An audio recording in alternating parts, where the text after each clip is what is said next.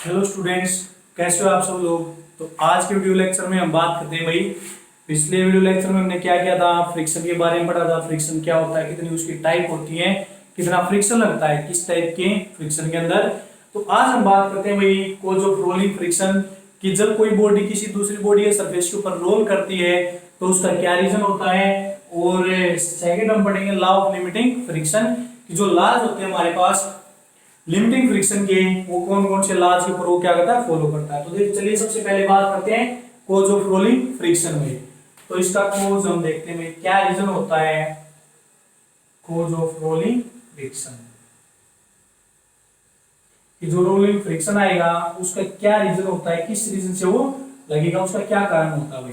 तो देखो इसके लिए सबसे पहले आपको डायग्राम मस्ट है। अगर आपको डायग्राम समझ में आएगा तो आप अच्छे से इसको एक्सप्लेन कर सकते हो। तो देखो भाई ये हमने क्या मान लिया, एक अर्थ का सरफेस मान लिया भाई, या ग्राउंड सरफेस हमने इसको मान लिया भाई। कोई भी जैसे बाहर निकलते हो आप, इसको मैं थोड़ा सा सीधा बना देता हूं भाई, थोड़ा सा इस तरह से। ये हमने क्या मान लिया, ग्राउंड सरफेस एज्यूम कर लिया। अब मान लेते कोई व्हीकल आता है भाई, उसका टायर है, वो इसके ऊपर क्या करता है, रोल करता है ऐसे। तो ये हमारे पास क्या है, टायर है भाई व्हीकल का। तो ये उसके ऊपर क्या करेगा, रोल करेगा इस डायरेक्शन में, ऐसे ऐसे फॉरवर्ड डायरेक्शन में मूव करेगा। तो देखो जब ये मूव करता है तो यहाँ पर आपने देखना कि इसका कितना एरिया इस सरफेस के साथ कांटेक्ट में आया भाई। ये टायर की जो लेंथ है वो बहुत ज्यादा है, लेकिन यहाँ पर जो एरिया कांटेक्ट में आया वो क्या है, बिल्कुल स्मॉल सा एरिया इसके कांटेक्ट में आया हुआ है। तो यहाँ से आप क्या लिख सकते हो कि आपके पास जो प्रेशर लगेगा ग्राउंड के ऊपर, प्रेशर हमारे पास क्या होता है, फोर्स पर यूनिट एरिया। यानी प्रेशर आपका डायरेक्टली प्रोपोर्शनल होता है फोर्स के, और प्रेशर आपका इनवर्सली प्रोपोर्शनल होता है भाई एरिया के।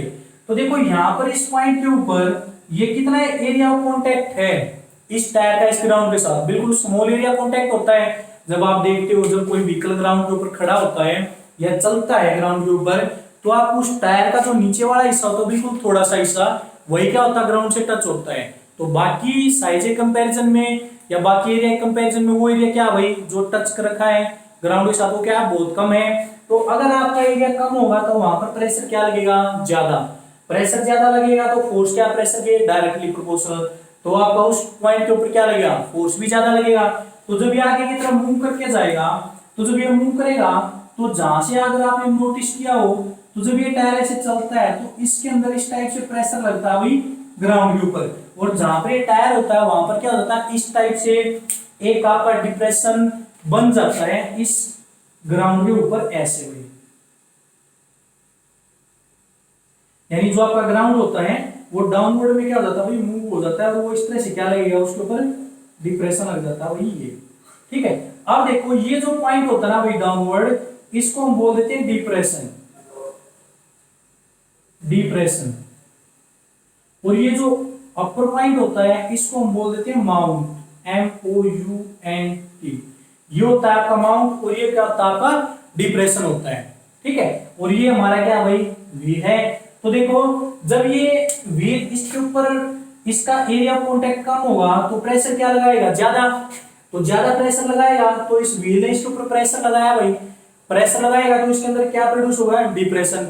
लेकिन न्यूटन के थर्ड लॉ के अकॉर्डिंग क्या होता है, जितना प्रेशर ये व्हील लगाएगा इसके ऊपर उतना ही प्रेशर, उतना ही फोर्स क्या लगाएगा, ये ग्राउंड भी तो इसके ऊपर लगाएगा भाई। तो एक बार तो ये व्हील क्या करेगा, इसके अंदर डिप्रेशन क्रिएट कर देगा, लेकिन जब ग्राउंड इसके ऊपर पॉजिटिव फोर्स लगाएगा न्यूटन थर्ड लॉ के अकॉर्डिंग, तो ये क्या होगा, ये अपवर्ड में मूव करेगा। और ये व्हील फिर क्या करेगा भाई, इसको हमने एक्सेलरेट दे रखी किस डायरेक्शन में, फॉरवर्ड डायरेक्शन में। तो ये डिप्रेशन से जाकर कहां पर जाएगा, आपका माउंट के ऊपर पहुंच जाएगा आगे, यानी ऊपर आ जाएगा। फिर दोबारा से क्या हुआ, इस पॉइंट के ऊपर डिप्रेशन क्रिएट हो जाएगा आपका, यानी कि जब ये माउंट के ऊपर पहुंचेगा तो जब ये यहां पर आएगा तो यहां पर डिप्रेशन क्रिएट कर देगा, फिर फोर्स लगेगा, फिर ये माउंट के ऊपर पहुंच जाएगा, फिर दोबारा से डिप्रेशन क्रिएट होगा, फिर होगा, फिर डिप्रेशन क्रिएट। अब ये जो डिप्रेशन क्रिएट होते जा रहे हैं ये एज इट इज नहीं रहेंगे भाई, ये वापस अपनी क्या जाएंगे, नॉर्मल पोजीशन में आते जाएंगे भाई।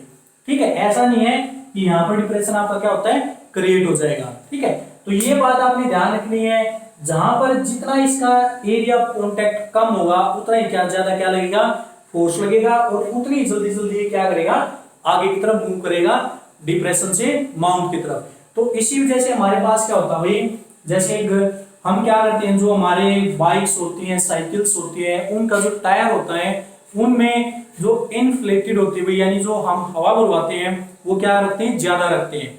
इसी वजह से अगर उसके अंदर हम एयर कम रखते हैं, हवा कम होती है हमारी, तो उसका जो एरिया कॉन्टेक्ट होता है वो क्या होता है, बढ़ जाता है आपका। और फिर उसके बीच में एरिया कॉन्टेक्ट ज्यादा होगा तो प्रेशर क्या लगता है, कम, और फिर फोर्स भी क्या लगेगा, कम।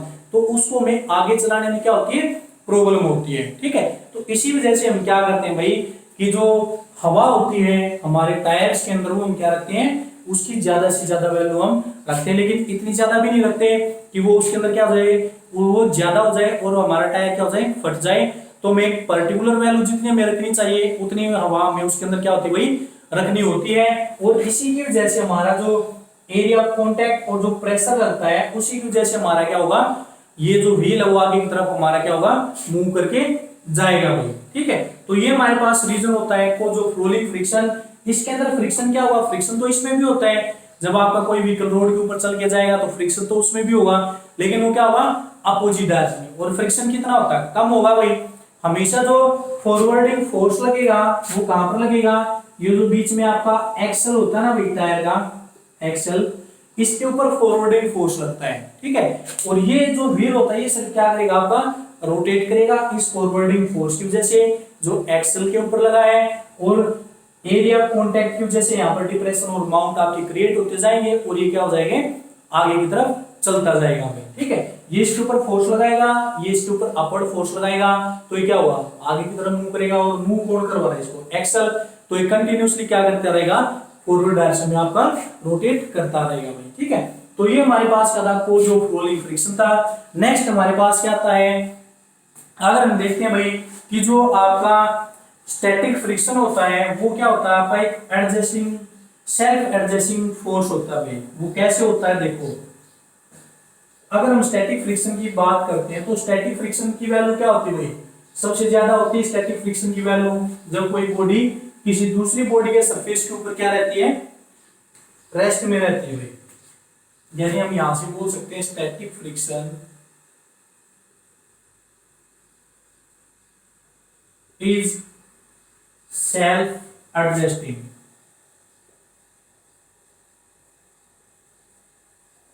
जो स्टैटिक फ्रिक्शन होता है भाई वो हमारे पास क्या होता है, एक सेल्फ एडजस्टिंग, उसको फ्रिक्शन बोल दो या फिर क्या बोल दो भाई, फोर्स बोल दो, कि वो अपने आप को सेल्फ एडजस्ट कर लेता है जितना हम फोर्स लगाते हैं उसके ऊपर। अब जैसे देखो भाई, ये हमारे पास क्या है, कोई भी एक सरफेस है, इसके ऊपर ही हमने कोई भी एक मेटेरियल ऑब्जेक्ट मान लिया, इसका मास क्या है, m है।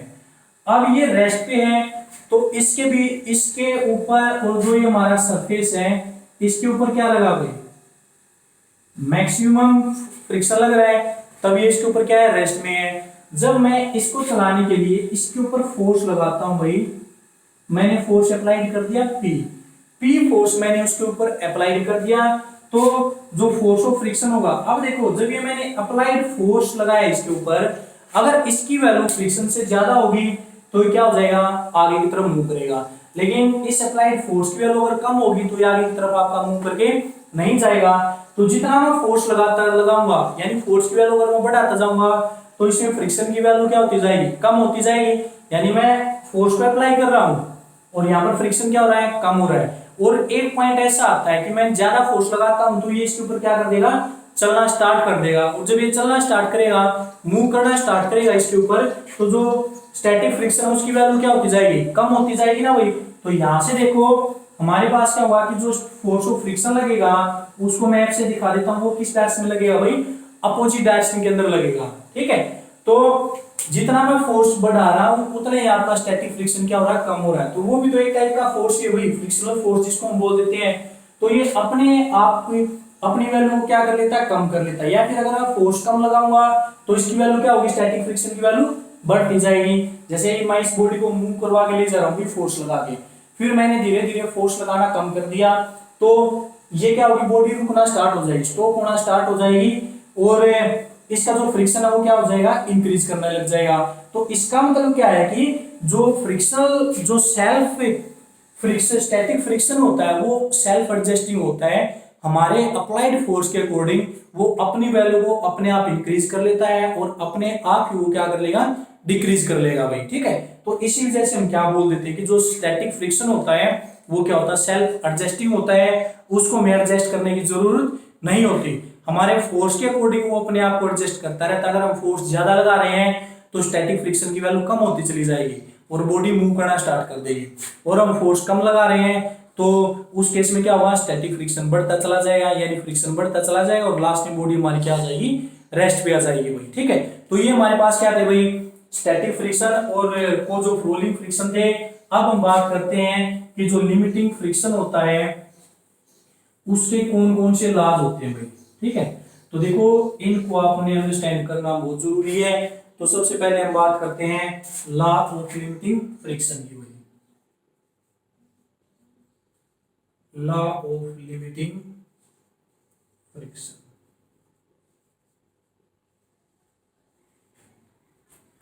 तो देखो भाई लिमिटिंग फ्रिक्शन क्या होता है, मैक्सिमम फ्रिक्शन होता है, अगर उससे आगे अगर आप क्या लगाते हो, फोर्स लगाते हो किसी बॉडी के ऊपर, तो बॉडी क्या कर देती है भाई, मूव करना स्टार्ट कर देती है दूसरी बॉडी के सरफेस के ऊपर, यानी it is the maximum, it is the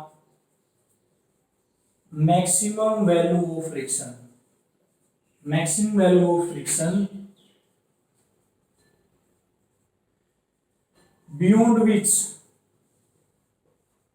beyond which if force is applied, if force is applied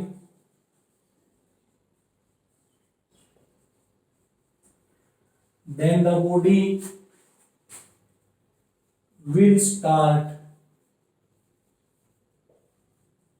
move on the surface of another body, कि दूसरी बॉडी के सरफेस के ऊपर क्या हो जाएगी, मूव करना स्टार्ट कर दिया। यानी ये मैक्सिमम वैल्यू होती है फ्रिक्शन की, जो क्या होती है, अगर उससे आगे हम थोड़ा सा ही फोर्स लगा देते हैं बॉडी के ऊपर तो बॉडी क्या कर देती है भाई, चलना स्टार्ट कर देती है, यानी बॉडी हमारी क्या होती है, at the verge of motion के ऊपर रहती है इस लिमिटिंग फ्रिक्शन के अंदर। तो देखो भाई सबसे पहले हमारे पास इसके लॉ की बात करते हैं, तो हमारे पास क्या होता है भाई, जो इसका फर्स्ट लॉ आता है, फर्स्ट लॉ के अकॉर्डिंग हमारे पास क्या होता है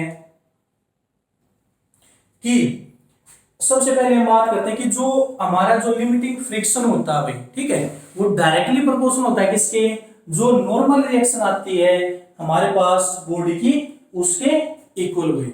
यानी कि फर्स्ट लॉ के अकॉर्डिंग क्या हुआ, the force of limiting friction, the force of limiting friction is directly proportional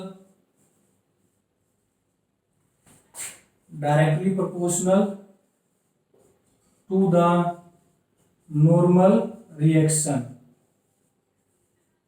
to the normal reaction of the body, कि जो फोर्स होगा भाई वो बॉडी की नॉर्मल रिएक्शन के ऊपर क्या हो जाएगा, डायरेक्टली प्रोपोर्शनल हो जाएगा। इसको हम यहां से बोल सकते हैं कि जो फोर्स लगेगा फ्रिक्शन वो डायरेक्टली प्रोपोर्शनल होगा भाई नॉर्मल रिएक्शन आर के। अब देखो इसमें नॉर्मल रिएक्शन कैसे आती है, जैसे मान लीजिए एक सरफेस है, इसके ऊपर ही हमने एक बॉडी रख दी भाई, इसका मास क्या है एम, हमने इसका मास मान लिया, तो इसके ऊपर फोर्स ऑफ फ्रिक्शन क्या लगेगा भाई, अपोजिट डायरेक्शन में लगेगा। अगर इस साइड में मैं एक फोर्स अप्लाई कर देता हूं P इसको चलाने के लिए, और बॉडी का मास हमने क्या मान लिया m, तो इसके अंदर जो फ्रिक्शन होगा वो किसके डायरेक्टली प्रोपोर्शनल होगा भाई, जो लिमिटिंग फ्रिक्शन होगा इसके नॉर्मल रिएक्शन के। तो देखो ये बॉडी है, बॉडी का जो वेट होता है mg वो क्या करता है, डाउनवर्ड एक्ट करेगा भाई आपका। अब इस mg को क्या करता है, नॉर्मल रिएक्शन बैलेंस करती है। नॉर्मल रिएक्शन क्या होती है r, जो क्या होती है आपकी इसके परपेंडिकुलर जाती है भाई, ठीक है। तो देखो जितना ज्यादा वेट होगा बॉडी का, अगर आपकी बॉडी हैवी होगी, कहने का मतलब अगर वेट ज्यादा हो तो बॉडी आपकी क्या हो जाएगी, हैवी बॉडी हो जाएगी। तो हैवी बॉडी होगी तो फोर्स हमें क्या लगाना पड़ेगा, ज्यादा उसको चलाने के लिए, और जितनी ज्यादा हैवी बॉडी होगी वो सरफेस के कांटेक्ट में उतनी ज्यादा क्या लगेगा, उसका फोर्स ऑफ अट्रैक्शन होगा, यानी वो सरफेस के साथ उतनी स्ट्रांगली जुड़ी होगी। अगर वो हैवी बॉडी होगी तो उसकी जो फ्रिक्शन होगा वो भी क्या होगा, ज्यादा। तो देखो वेट किसके इक्वल है, नॉर्मल रिएक्शन के। तो यहाँ से जो फोर्स ऑफ फ्रिक्शन आ गया वो किसके डायरेक्टली प्रोपोर्शनल आ गया, नॉर्मल रिएक्शन के डायरेक्टली प्रोपोर्शनल आ गया यहाँ से। ठीक है, तो फर्स्ट लॉ के अंदर यही बताता है कि जो लिमिटिंग फ्रिक्शन होता है वो डायरेक्टली प्रोपोर्शनल होता है किसके, बॉडी की नॉर्मल रिएक्शन के। ठीक है, नॉर्मल रिएक्शन आप जो लिफ्ट या एलिवेटर वाला केस था हमारा अपरेंट वेट वाला, उसके अंदर आप देख सकते हो कि नॉर्मल रिएक्शन कैसे एक्ट करती है। नॉर्मल रिएक्शन हमेशा वेट के अपोजिट में जाती हुई। ठीक है, तो ज्यादा वेट होगा तो नॉर्मल रिएक्शन भी ज्यादा होगी, अगर नॉर्मल रिएक्शन ज्यादा होगी तो फोर्स ऑफ फ्रिक्शन भी क्या लगेगा, ज्यादा। और यही हमने बताया है कि जो फोर्स ऑफ फ्रिक्शन है लिमिटिंग फ्रिक्शन के अंदर वो डायरेक्टली प्रोपोर्शनल है किसके, नॉर्मल रिएक्शन के भाई। ठीक है, तो सेकंड हमारे पास क्या था भाई, सेकंड जो लॉ आता है वो क्या कहता भाई,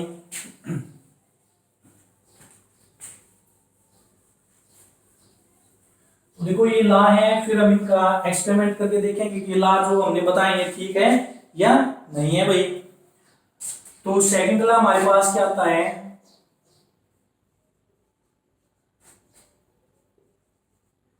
द डायरेक्शन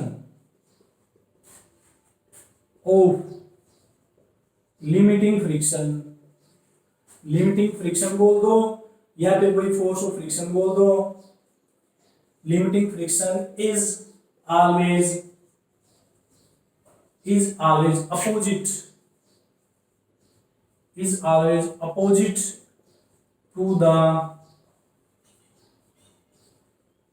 applied force, कि हमेशा जो लिमिटिंग फ्रिक्शन की जो डायरेक्शन होगी वो अप्लाइड फोर्स की क्या होगी भाई, अपोजिट डायरेक्शन में जाएगी। अब यहां पर देखो अप्लाइड फोर्स हम पीछे दिखा रहे हैं, इस साइड में हमने अप्लाई कर रखा है, लेकिन जो फ्रिक्शन लगता है वो हमेशा क्या लगता है, अपोजिट डायरेक्शन के अंदर लगता है भाई। ठीक है, तो सेकंड लॉ हमारे पास ये था। फिर थर्ड लॉ के ऊपर हम चलते हैं भाई, थर्ड लॉ। तो देखो भाई थर्ड लॉ क्या कहता है कि जो लिमिटिंग फ्रिक्शन लगता है या जो फोर्स ऑफ फ्रिक्शन होता है वो क्या है, अपरेंट एरिया ऑफ कॉन्टैक्ट के इंडिपेंडेंट होता है। The force of limiting friction, the force of limiting friction, यहां पर लिमिटिंग फ्रिक्शन आएगा भाई, limiting, the force of limiting friction is independent, is independent to apparent area of contact। तो देखो भाई मैंने आपको एक apparent area of contact बताया था, एक क्या बताया था, एक्चुअल एरिया ऑफ कॉन्टैक्ट मैंने आपको बताया था जब हमने मॉडर्न व्यू किया, और जो ओल्ड व्यू किया था वही थ्योरी का जिसने फ्रिक्शन के बारे में बातें बताई थी, तो वहां से अपरेंट एरिया ऑफ कॉन्टैक्ट और एक्चुअल एरिया ऑफ कॉन्टैक्ट आया था, तो वहां पर मैंने आपको बताया था। तो अभी इनकी हम क्या करेंगे, एक्सपेरिमेंटली इनको प्रूव करके देखेंगे, तब आपको पता लग जाएगा। और जो हमारे पास फोर्थ लॉ होता है भाई, फोर्थ लॉ, तो थर्ड लॉ के अंदर क्या बताया गया भाई कि जो लिमिटिंग फ्रिक्शन है वो इंडिपेंडेंट है अपरेंट एरिया ऑफ फ्रिक्शन के भाई।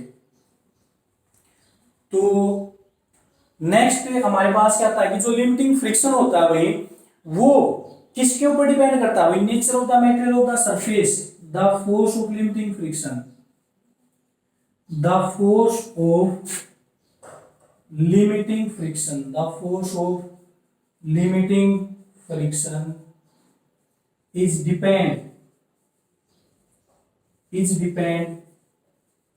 upon the nature of surface, nature of material of the surface।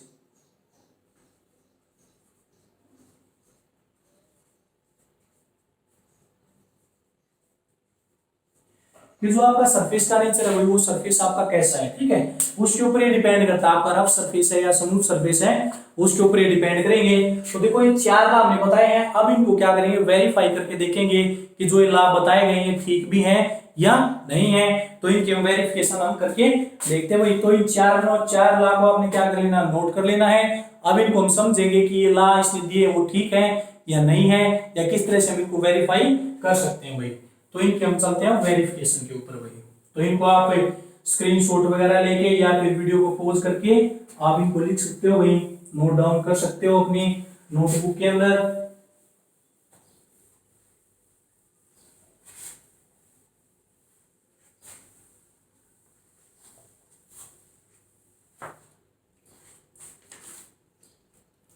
तो देखो भैया हम करते हैं कि एक्सपेरिमेंटल वेरिफिकेशन।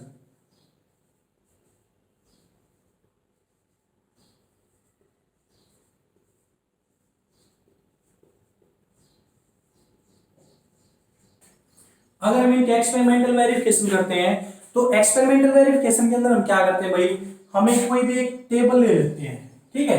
ये हमने एक टेबल का सरफेस ले लिया, इसके ऊपर हमने क्या रख दिया, कोई भी एक ऑब्जेक्ट रख दिया भाई, ये ऑब्जेक्ट हमने इसके ऊपर रख दिया। इसका मास हमने कितना मान लिया, m, हमने इसका क्या मान लिया भाई, मास हमने मान लिया। अब यहां पर हमने क्या रखा, यहां पर हमने एक पूले लगा दिया भाई, ठीक है, एक सर्कुलर पूले, सर्कुलर फ्रिक्शनलेस हमने यहाँ पर पूले लगा दिया, एक व्हील लगा दिया हमने।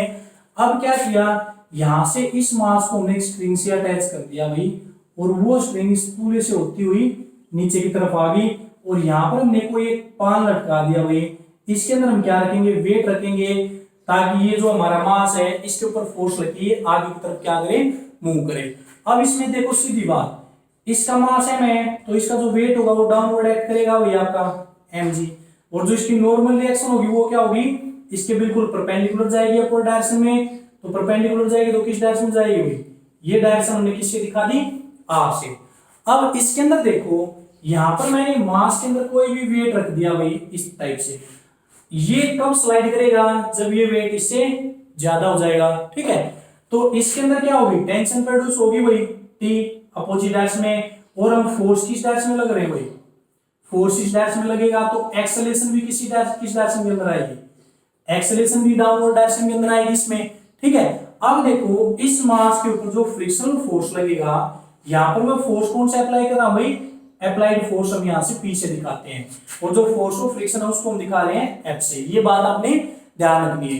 तो force of friction opposite direction के अंदर लगेगा भाई, ठीक है। अब देखो यहां पर कितना फोर्स लगेगा, जितना इसका वेट होगा, अगर मैं उतना ही वेट इस पान के अंदर रखता हूं, यानी तराजू के अंदर रखूंगा या फिर कोई भी चीज है उसके अंदर मैं वेट डालूंगा, तो वो किसके इक्वल होना चाहिए, इसके इक्वल होगा, तो ये मूव नहीं करेगा। जब इसके अंदर जो वेट होगा वो इस बॉडी के वेट से ज्यादा हो जाएगा, तो ये आगे की तरफ क्या करेगा, मूव करना स्टार्ट करेगा। और यहाँ पर क्या लगेगा, फोर्स ऑफ फ्रिक्शन क्या लगेगा, अपोजिट डायरेक्शन में लगेगा भाई।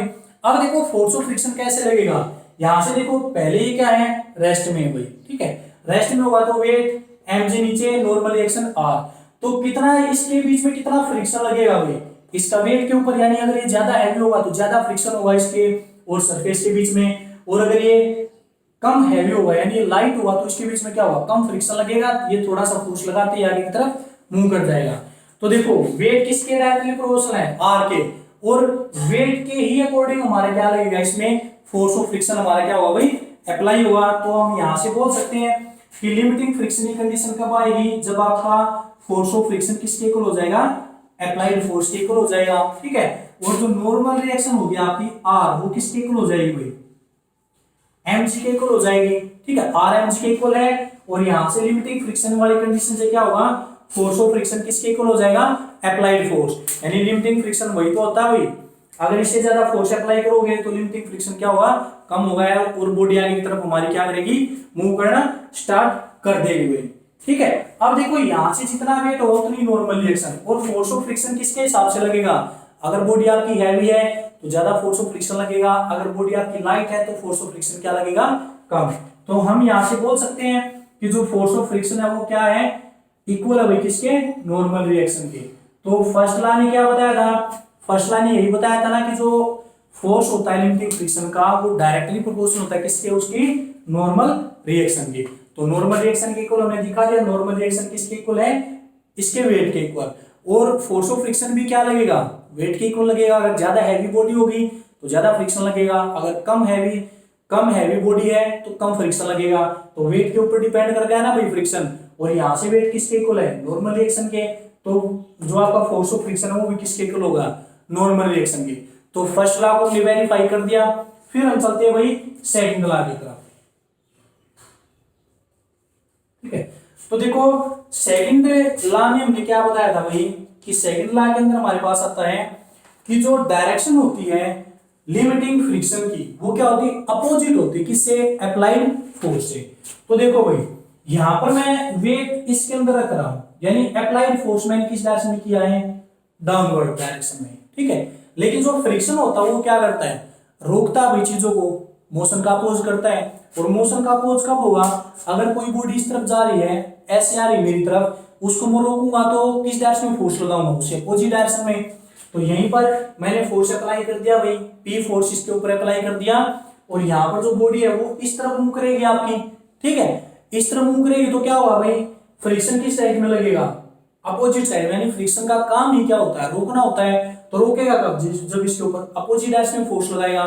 तो इससे हमें क्या पता लगता है भाई कि जो डायरेक्शन होती है लिमिटिंग फ्रिक्शन की वो अप्लाइड फोर्स से क्या होती है, अपोजिट डायरेक्शन। फोर्स हमने इस साइड में अप्लाई किया लेकिन फ्रिक्शन क्या लगा, इस साइड में। तो सेकंड लॉ यहां से हमारा वेरीफाई हो गया भाई, ठीक है। फिर हम चलते हैं थर्ड लॉ के ऊपर भाई।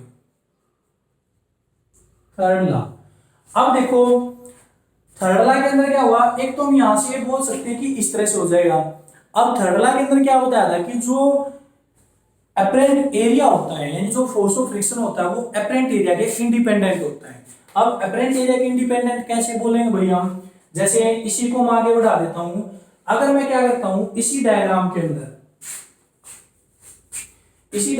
अंदर मैं दो ब्लॉक ले लेता हूं ऐसे, इसका मास m1 ले लिया और दोनों का मैंने सेम मास ले लिया भाई, दोनों का मास मैंने क्या ले लिया, m, और इसका भी m। ये मेरे पास A ब्लॉक है और ये क्या है, B ब्लॉक है।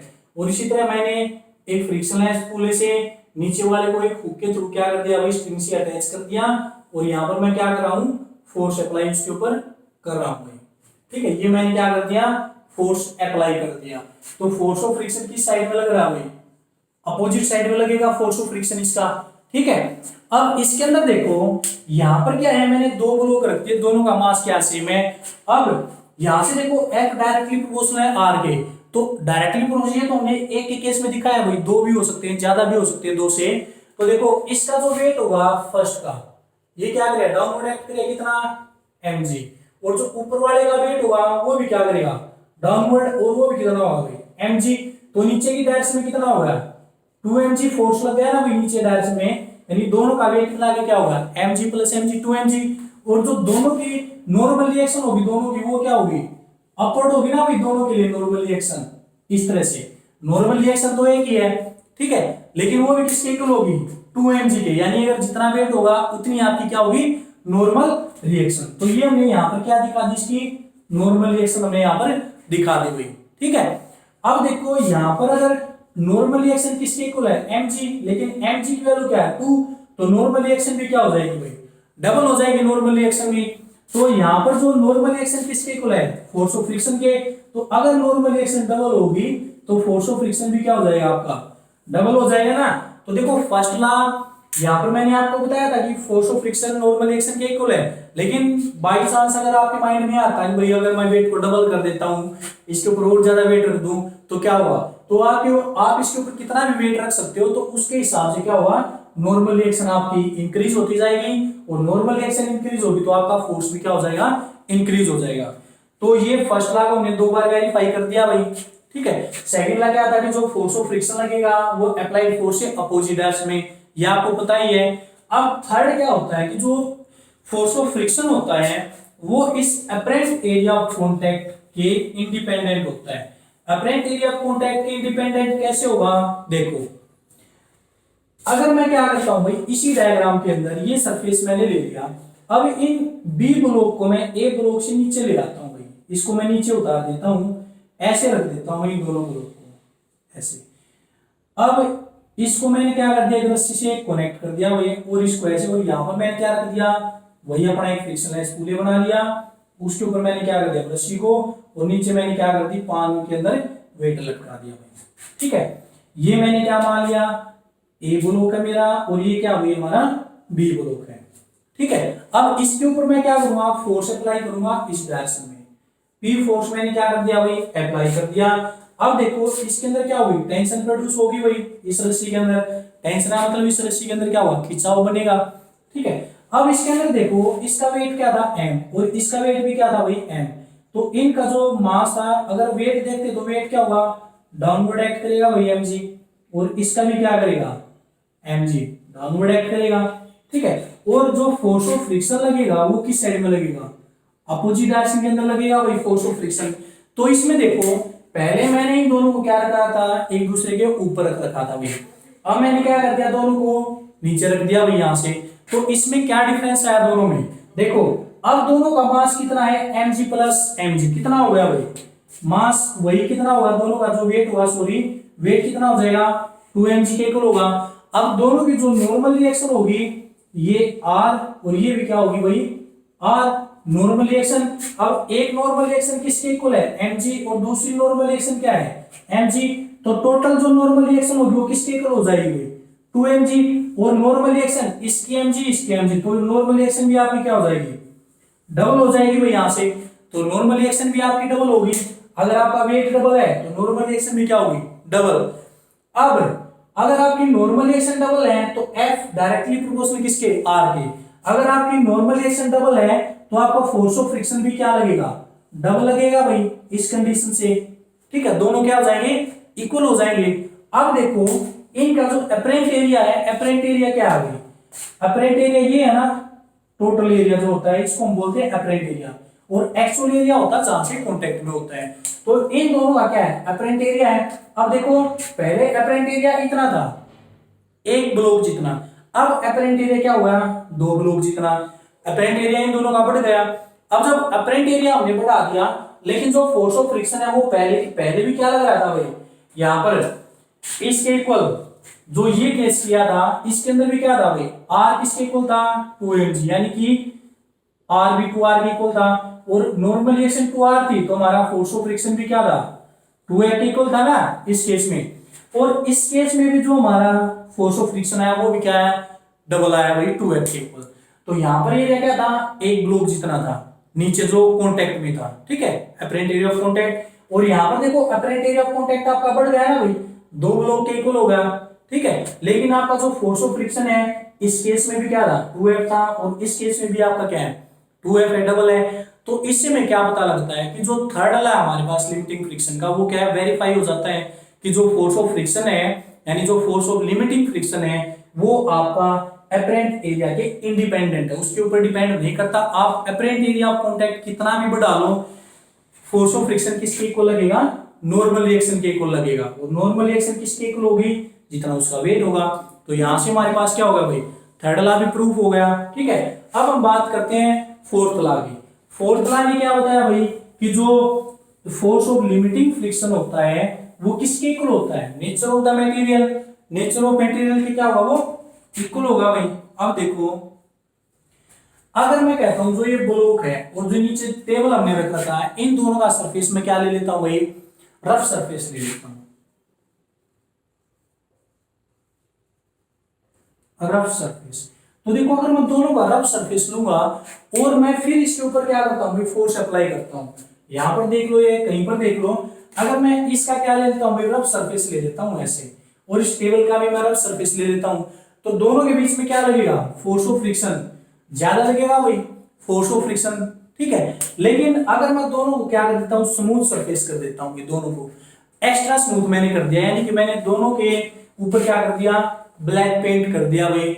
इस जो ब्लॉक जो हमने मास वेट ले रखा है इसके नीचे वाले सरफेस पे ब्लैक पेंट कर दिया, और जो टेबल है इसके सरफेस के ऊपर हमने क्या कर दिया, ब्लैक पेंट कर दिया, और फिर मैं इसको इसके ऊपर क्या करवाता हूँ, स्लाइड करवा के देखता हूँ। तो इनके बीच में जो फोर्स ऑफ फ्रिक्शन है वो क्या हो जाएगा, आपका बढ़ जाएगा भाई।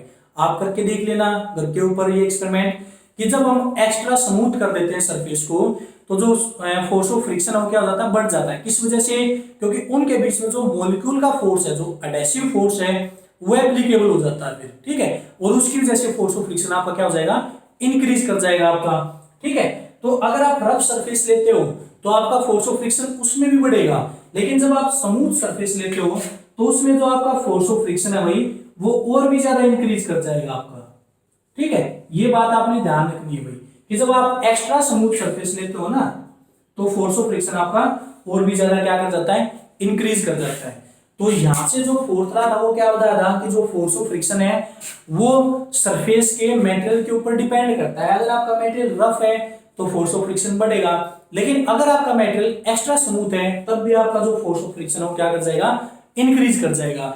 और ये स्मूथ सरफेस के ऊपर फ्रिक्शन कैसे बढ़ता है, इसको हम पहले भी एक्सप्लेन कर चुके हैं। वो किसकी वजह से होता है, एडहेसिव फोर्स की वजह से हमारा बढ़ जाता है। अगर डिटेल में आपको देखना है तो आप पीछे पहले वाली वीडियो देख सकते हैं भाई, जिसके अंदर हमने क्या किया था, जो ओल्ड व्यू और मॉडर्न व्यू वाला हमारी जो वीडियो थी उसके अंदर हमने इसको डिस्कस किया था। तो ये हमारे चारों लॉ को हमने क्या कर दिया भाई, वेरीफाई कर दिया। किसके अंदर, हमारे लॉ ऑफ लिमिटिंग फ्रिक्शन के अंदर। लॉ ऑफ लिमिटिंग ने क्या दिया भाई, चार हमारे पास ला दिए और उन्हीं चारों को फिर हमने क्या करके देखा, उनकी एक्सपेरिमेंटल वेरिफिकेशन हमने करके देखी, तो चारों लॉ हमें क्या लगे भाई, ठीक लगे। ठीक है, तो ये था आज की हमारी वीडियो का टॉपिक भाई। नेक्स्ट वीडियो में हम अपने नेक्स्ट टॉपिक के बारे में बात करेंगे। इस वीडियो में जैसा भी आपको लगता है आप मुझे कमेंट करके जरूर बताएं, और जो बच्चे मुझे डेली सपोर्ट कर रहे हैं भाई उन सभी को मैं थैंक यू बोलना चाहता हूँ। और जो नए बच्चे जुड़ते हैं चैनल के ऊपर, चैनल को सब्सक्राइब करना ना भूलें, और साथ साथ वीडियो अच्छी लगे तो इसको एक लाइक जरूर कर दें, ताकि मैं और ज्यादा अच्छे तरीके से आपके लिए आगे आने वाली वीडियो को बना सकूं। यानी आपका सपोर्ट मेरे लिए बहुत ज्यादा मायने रखता है। तो आज की वीडियो में सिर्फ हम इसी टॉपिक के बारे में बात करते हैं भाई। Thank you.